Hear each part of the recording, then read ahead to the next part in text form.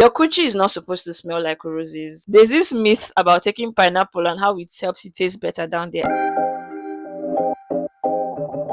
Hi besties, welcome or welcome back to my channel. If this is your first time seeing my face, please don't make it your last, okay? So in today's video, I'm going to be sharing with you feminine hygiene tips I think every teenage girl should know. I wrote everything down for you guys because I don't want to miss anyone. The first tip that I think it goes without saying, shower twice a day. Okay, obviously we know this one. I don't need to tell you guys that, but in case you don't actually shower twice a day, my love, please start showering twice a day, morning and night. And in some cases, in case the weather is hot, like in Nigeria, where the weather is so hot, and in some cases where like on your period, shower 3 times. If you feel the need to use feminine products, make sure that you get the unscented ones, because if you get scented feminine products to wash down there, it will actually mess up your pH balance. Like, so go for unscented feminine products, or better still, just use warm water to clean your vulva. Now this brings me to my next tip: never attempt to use water to clean inside your vagina. I think it's a process that is called douching, where you stick the your shower head directly at the entrance of your girl down there. It is going to mess up your pH balance. Your vagina is a self-cleansing organ, and it can cleanse itself, okay, by itself. So you don't need to do that. When you want to wash down there, just use warm water and unscented soap to just clean it with your 2 fingers, just like clean around it. But don't try to put your finger inside. Okay, don't try to do that. Always use wet wipes after using the loo, or after doing the number 6, or after doing the number, shall whatever number, you get what I'm saying. Reason: because sometimes when you use tissue, it can leave like debris inside there. It doesn't even clean that area properly.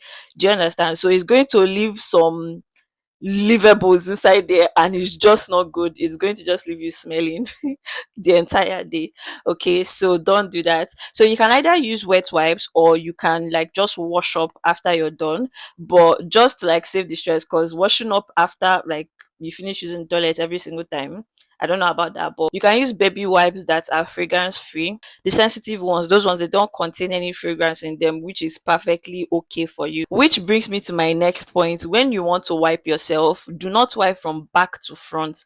Always wipe from front to back. I think this one is self-explanatory, because you're taking all the germs and microorganisms and bacteria, and you're pushing it to the front. Now, my next point is, each time you're done urinating, please always pat that area down with either a tissue paper or wet wipes. Because if you don't, there's still going to be like droplets of urine, and it's going to like touch your panties, and it's just going to end up smelling all day, and we don't want that. And aside from it smelling all day, it also makes your panties wet, and bacteria breeds around wet panties. Now this next tip, some people do it, some people don't do it, but in my opinion, I think it's very, very beneficial to every girl. Do not sleep with your underwears on. Now this is for exceptions of if you're on your when you're on your period. Let the coochie breathe. All right, because you go around all day wearing panties, wearing tights, wearing trouser, jean trouser. There's no space for it to breathe. Okay, there's no space at all. Like, it's just suffocating all day, and you know that it sweats all day as well. So after you're done bathing, it's just best to wear a free nightwear and just relax and sleep. Let the coochie breathe, let you breathe too, let all of you breathe. You will thank me later. If you don't actually do this, you would actually thank me later, because you feel more comfortable. So my next tip for you is drink a lot of water. The benefits of water, of drinking enough water, is a lot. When you drink enough water, your skin is hydrated, and your friend down there is hydrated as well. Okay, so always drink water. I know you're tired of hearing it, but drink water is for your own good. Now, I'm not going to tell you, oh, drink 3 liters of water a day, drink at least 4 liters of water a day. No, we don't do that over here. Okay, what I'm just going to advise you to do is, let's just say that in a normal day you take like at least 500 mils of water. What you should do is to take more than your average amount of water. So let's just say you take 500 mils of water a day. Maybe like try and like up it to like 700 mils. Then before you know it, you up it to 1000. Before you know it, 1.5. And that's how you get to 2 liters. I'm not just saying you should just go and carry 2 liters of water and start drinking it. No, it's not sustainable and you will get tired. It keeps you feeling full, it keeps your skin hydrated. It just keeps your whole body hydrated, okay? And yeah, it's good. It's good.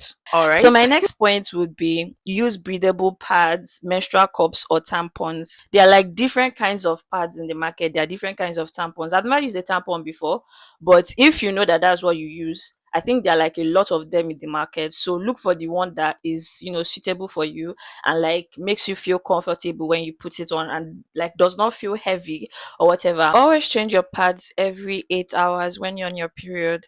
This is because if you leave your pads for longer than 8 hours, you probably tend to start smelling funny because the pad is already carrying a lot of crazy things inside there. It's already carrying a lot of crazy things in there. Okay, so you need to change it as soon as possible. If you're like on heavier flow, then obviously change it less than that, maybe like 3 hours, depending on how heavy your flow is. Okay, but if you leave it for more than 8 hours, I promise you, you're going to start smelling funny. And we don't want that, okay? So the next tip is always wear clean underwears. Never, ever, ever wear wet underwears. That is like the worst thing you can ever do to yourself. I mentioned it earlier that bacteria breeds in wet underwears. And another thing is going to be very itchy. Oh my gosh, wet underwears are so itchy and they're just so uncomfortable. So please save yourself from all the stress and all the yama yama. And please always wear clean, neat, dry underwears, okay? Now the next tip I have for you is for my girlies that are, sexually active.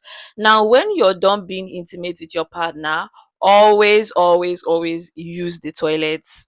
Go and urinate immediately after you're done being intimate with your partner. Save yourself the money that you will spend to treat UTIs, because to treat UTIs, the money you will spend is not here and you'll be in so much pain. So please, to save yourself from that stress, always use the toilet, because when you use the toilet as soon as you're done being intimate, the urine will actually flush every bacteria that is along that urethral part, and everywhere is good, everywhere is clean, we don't have UTIs, we are good. Okay, so please practice safe sex. Your body will thank you later, and your money, your bank also thank you later too. Always use panty liners before and after your period. Panty liners, it comes with like the pack of pads. Well, I don't know about other pads, but the ones I use, it comes with the pack of pads itself. It's just smaller, it's like a small pad, it's like a mini pad.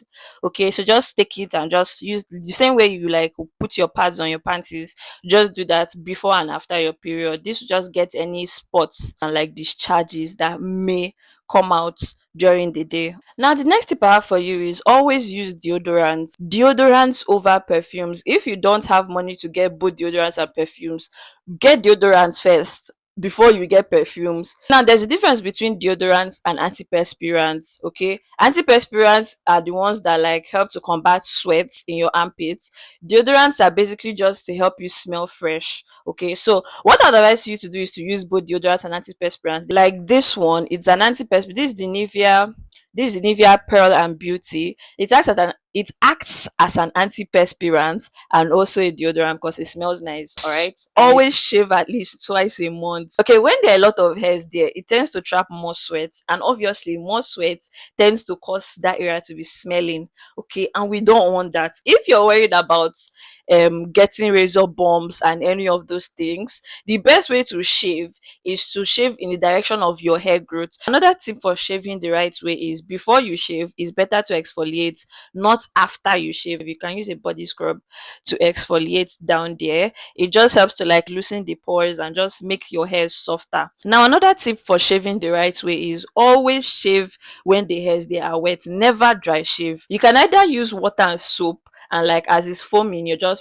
shaving, or you can just do it without the soap and just wet the area, then you now start shaving. But the point is always wet that area because it's going to make the hair softer and easier to pull out. If it's harder, it's going to cause ingrown hairs. Now another tip I have for you with like preventing ingrown hairs and preventing razor bumps when you shave is after you're done shaving, always use like aloe vera gel to soothe that area. Now aloe vera gel is like a cooling gel, which actually helps to like soothe irritations and to prevent ingrown hairs. Don't use blunt razors to shave because you're just going to keep irritating that area and it will cause razor bumps eventually. Now that we have known how to shave, please be shaving at least 2 times a month, okay? So now the next tip that I have for you is always take supplements. Now there are a lot of supplements in the market, but if you don't want to take supplements, or maybe you're not yet, because supplements are not cheap, they're actually expensive.